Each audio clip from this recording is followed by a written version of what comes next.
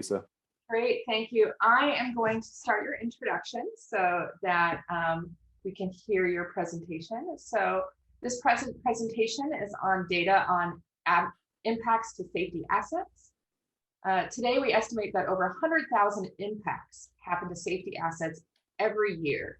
And according to FARS, there are roughly 1,000 fatalities per year from striking these assets. This damage presents both a safety hazard to the motoring public and an immense maintenance burden on agencies around the country.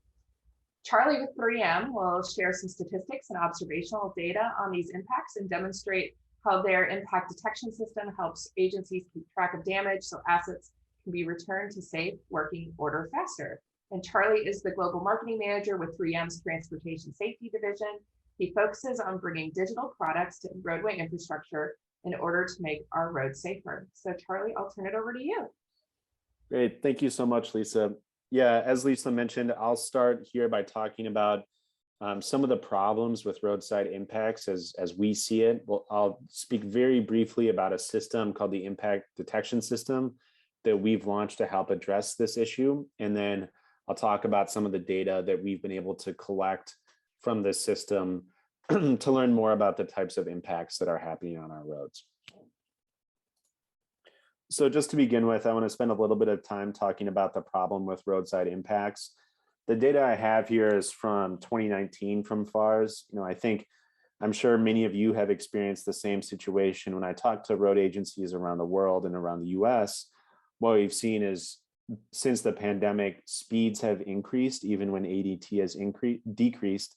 So we see many examples of high speed, single vehicle crashes, road runoffs, that those sorts of impacts have only gone up with the pandemic. And so the data I have here today, as we see new data come in, we expect it to continue to climb.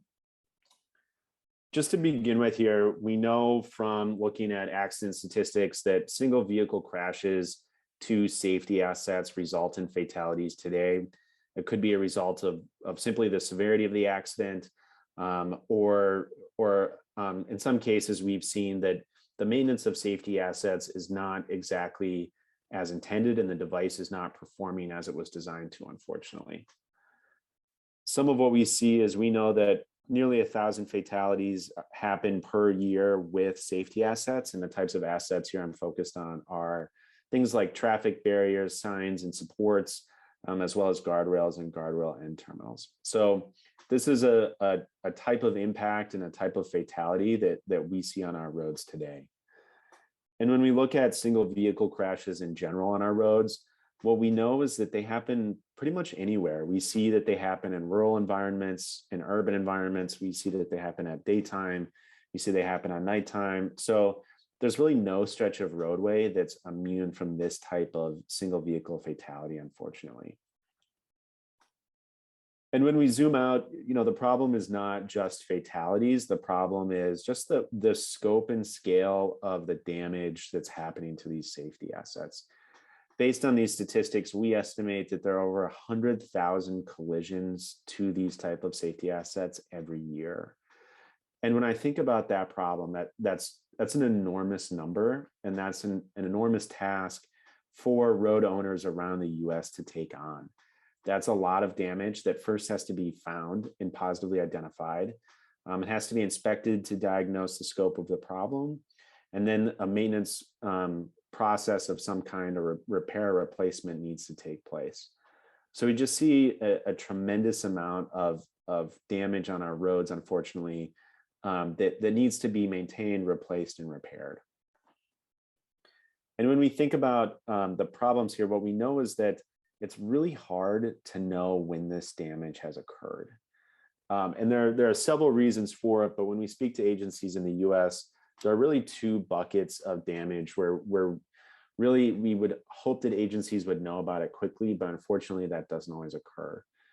One of the primary reasons we see is just what we would call a nuisance impact that happens under hit and run circumstances. So especially when we think about larger private passenger vehicles or semi-trucks or larger vehicles, there are situations today where we see vehicles strike safety assets and that doesn't disable the vehicle and the driver drives off. Nevertheless, we know that that safety asset has been damaged beyond being useful for the next vehicle who may crash into that damage. And this type of damage is particularly insidious because we know that oftentimes, what can look like a simple scuff on the outside may be a lot more than that. And it can be just tremendously difficult to even find and positively identify this type of damage. As we know, drivers are driving the roads every day looking for damage, potentially while going 75 miles an hour down the highway.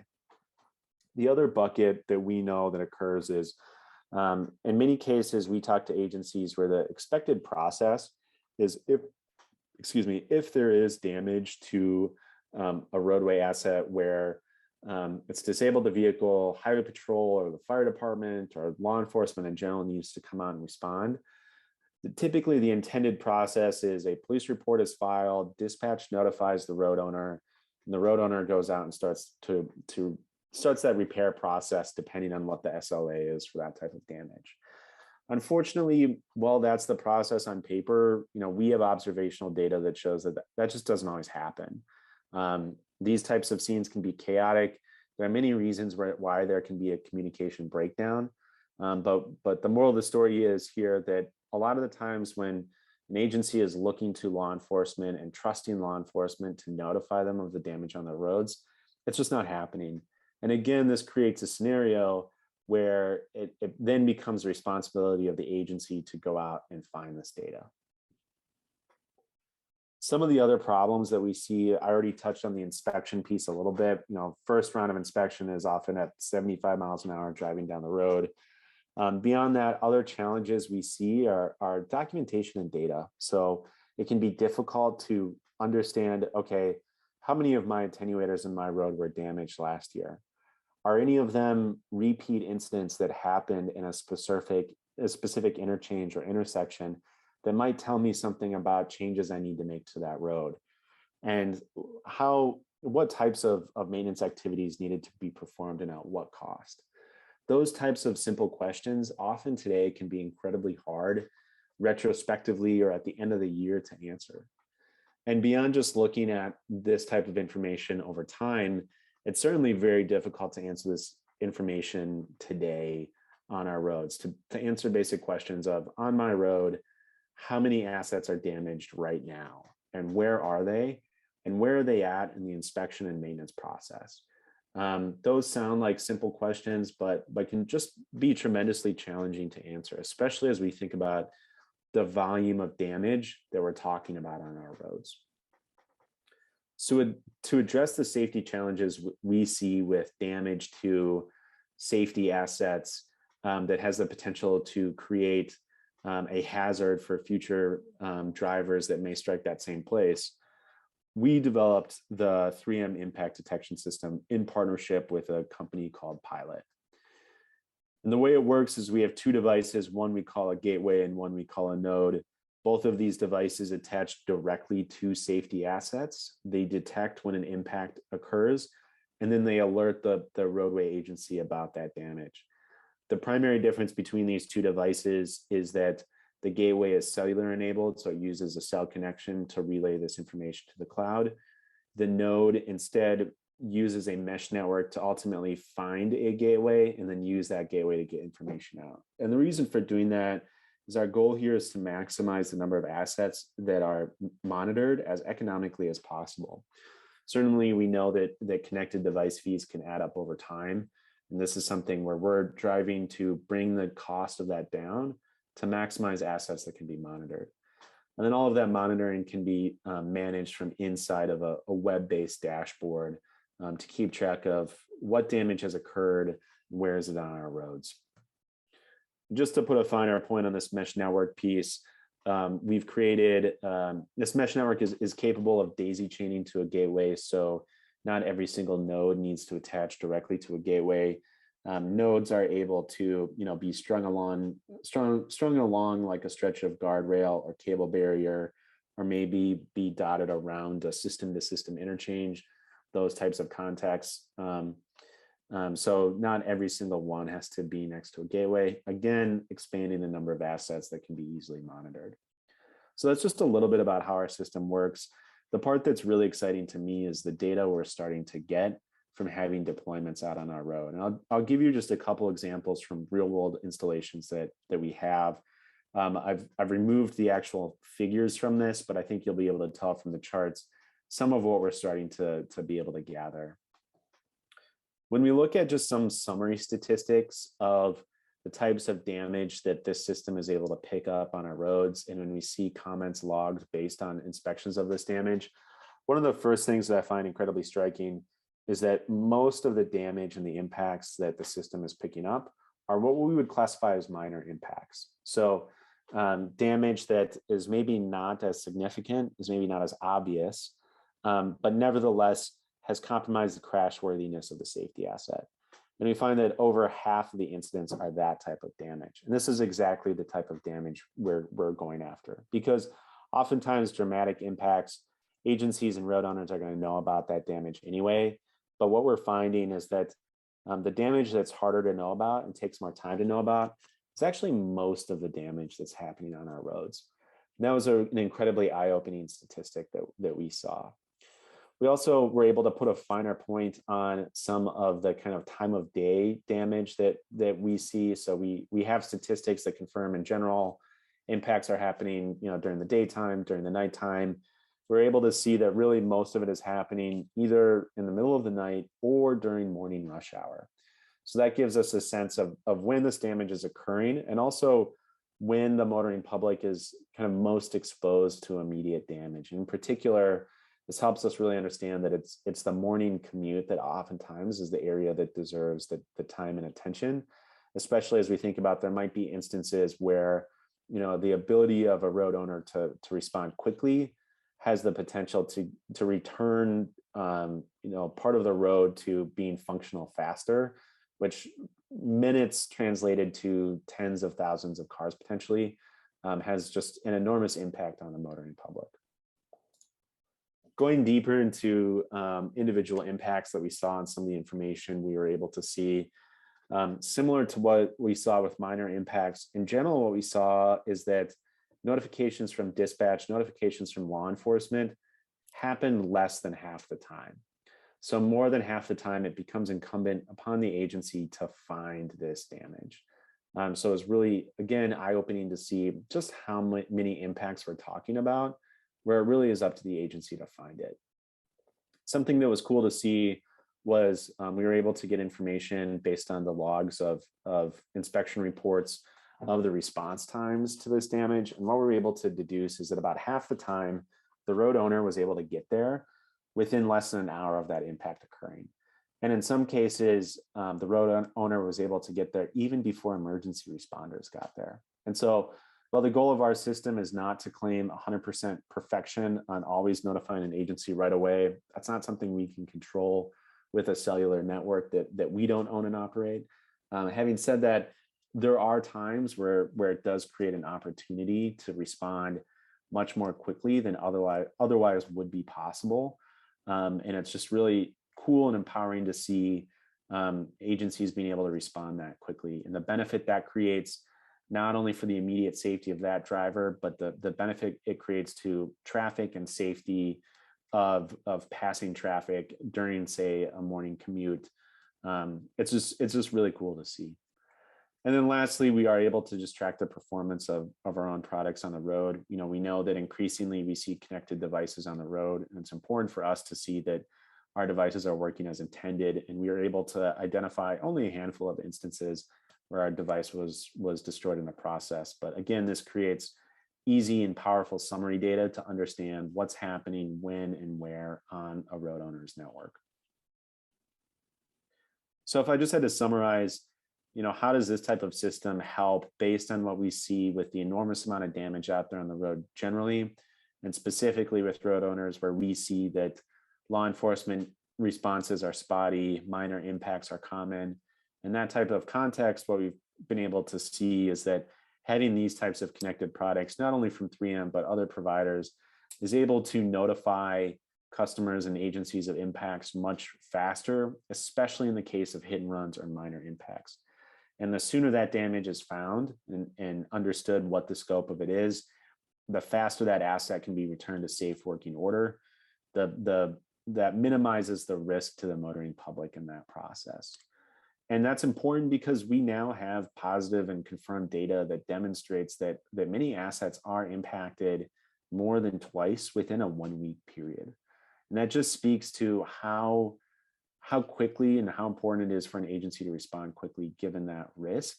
And if that time is eaten up by just being able to find that damage, it creates a really, really tiny window for an agency to actually get the material they need to make the repair or replacement activity. And I've already touched on this point as well, but we know that it can also help improve traffic flow, especially at critical times of day, to know that damage happened and respond to it quickly. And then one last thing I want to talk about, our focus at 3M is safety and safety of the motoring public. Having said that, I know that many of the agencies we talk to think from a liability perspective. So what we have seen across the United States is a slow shift in how road owner liability is considered. The historic view of liability has been roadway agencies aren't liable for damage until it's reported. Certainly that creates a moral hazard on our roads to really turn the other cheek at damage that might be on the road, knowing that it could be challenging to repair it in the SLAs that are set up for us. Now what we see is that's an approach that just increasingly isn't acceptable. We've seen litigation where road owners have been liable, irrespective of what they thought was the process for being notified of that damage, because they're able to identify timelines that are considered unacceptable for identifying damage that ultimately has resulted in fatalities. And certainly, the exact liability varies by laws, by state and around the country. Having said that, we know the economic value of a statistical life in the United States is close to $12 million. So the economic goal of these types of fatalities is simply enormous. And it doesn't take many of these devices to help mitigate that risk and mitigate that economic cost to road owners and to the public at large. So this is some of the data that we have now. It's incredibly empowering to be able to make finer decisions and move faster to help keep our roads safe for the motoring public. And we've seen enormous benefits by the initial deployments that we have on the roads of these connected devices. So I just wanted to share that with all of you here at this conference here in Kansas. So I'll open it up to questions. I'm happy here to answer any. All right, thank you, Charlie. We have time for questions. Dee Dee has a couple. Two are definitions. So one, can you define what SLA is and what the mesh network is? Yeah, certainly. I apologize. So SLA, or service level agreement, basically what we know is that there are agencies around the US where oftentimes there's a ticking clock that starts the moment that damage has been identified. And that the time frame depends on the state, the local regulatory environment, the type of damage, where the damage is.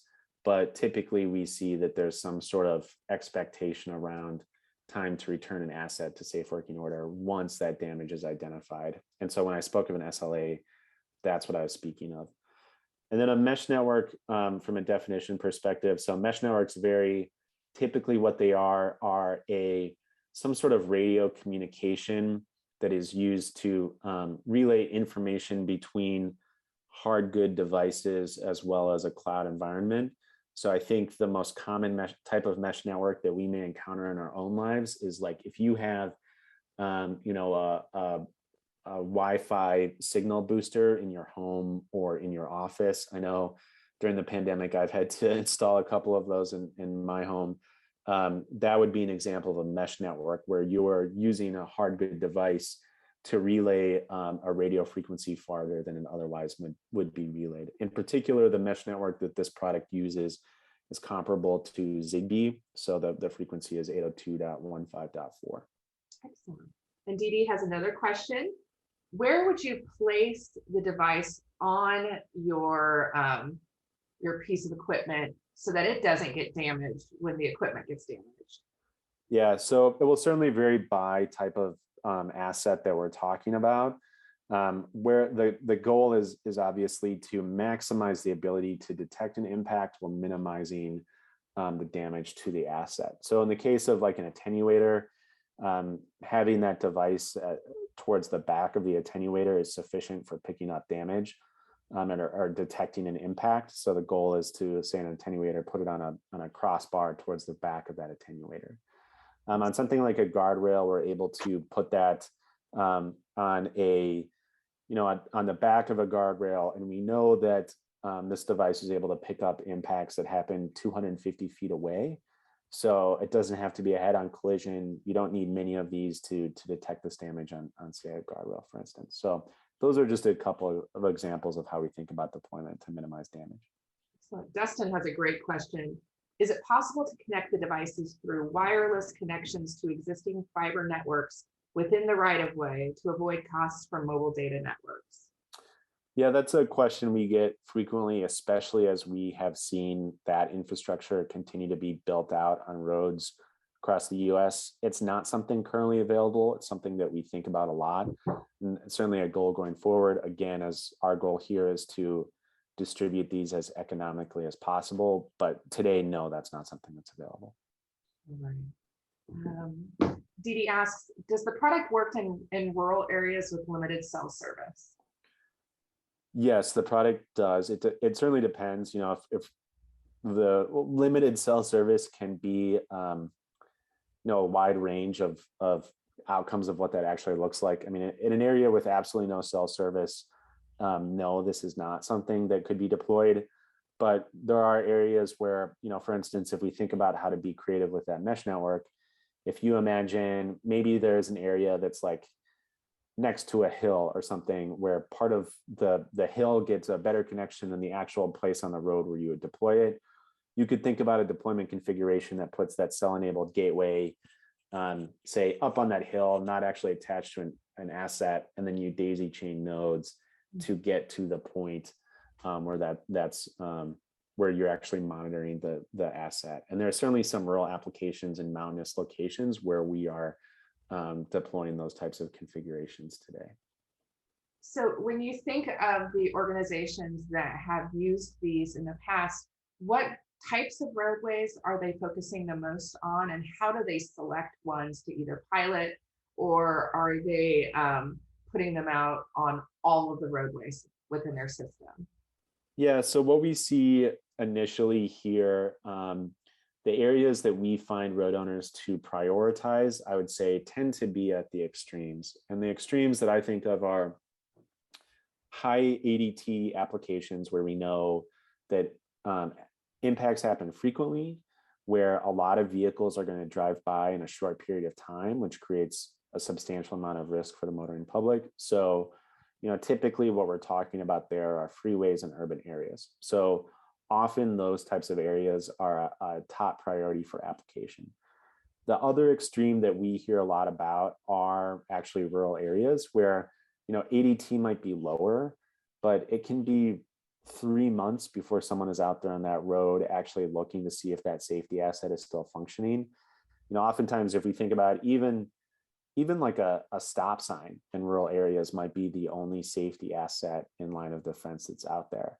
Nevertheless, it could be 100 plus, 200 plus miles from a district office for a field operation, which just means it's really hard to get out there, and it doesn't happen very frequently. So that's the other type of example where we see agencies prioritize as well. Certainly we see a lot in between, but if I had to think of one place to start, it would be, where am I not looking at damage very quickly?